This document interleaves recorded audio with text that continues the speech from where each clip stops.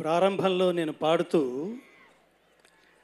సంభవామి యుగే యుగే అన్నాం.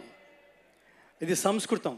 దీనికి అర్థం తెలియడం కోసమే ఏ కాలంలో ధర్మానికి నష్టం జరుగుతుందో, ఏ కాలంలో ధర్మానికి హాని కలుగుతుందో ఆ సమయంలో పరమాత్ముడి క్యారెక్టర్ ఏమిటంటే, పరమాత్ముడి ఆలోచన విధానం దుష్ట శిక్షణ, శిష్ట రక్షణ, ధర్మ సంరక్షణ.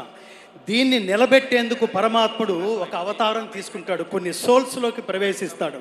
అలా ప్రవేశించిన సోల్సే ఖచ్చితంగా ఎవరి దగ్గరికి తీసుకువెళ్తే ధర్మం కరెక్ట్గా జనాల్లోకి వెళుతుందో, ఎవరైతే కరెక్ట్గా తీసుకువెళ్ళగలరో ఆయనే శ్రీ బోయపాటి శ్రీను గారు. మనస్ఫూర్తిగా అభినందనలు. ఆయన నాకు స్టోరీ చెప్తున్నప్పుడు మనకి ఛాందోగ్యోపనిషత్తు ఒక గొప్ప మాట చెప్తుంది, తత్వమసి అని. తత్ త్వం అసి అంటే అదే నీవు అయి ఉన్నావు. అంత డెడికేషన్తో చేస్తే మాత్రమే ఈ ధర్మం జనాల్లోకి వెళ్తుంది.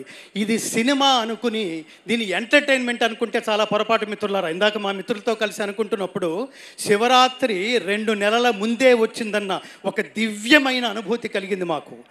ఎప్పుడైతే బోయపాటి శ్రీను గారు నాకు నిజానికి ఈ సినిమాలో కీలకమైన సన్నివేశంలో 2 భగవద్గీత శ్లోకాలు నా చేత పాడించినందుకు ముఖ్యంగా బోయపాటి శ్రీను గారికి, బాలకృష్ణ గారికి, అలాగే నిర్మాతలకి, అతి ముఖ్యంగా పాటని స్వరాన్ని తనే అయిపోయి భావించి ఒక తపస్విలాగా చేయగలిగే తమన్ గారికి ప్రత్యేకమైన కృతజ్ఞతలు తెలియజేసుకుంటూ, భారతదేశంలో గుర్తుపెట్టుకోండి మిత్రులారా, ఈ సినిమా నుంచి మనం బాగుంది, బాలయ్య గారి నటన బాగుంది, బాలయ్య గారి నటన ఎప్పుడూ బాగానే ఉంటుంది.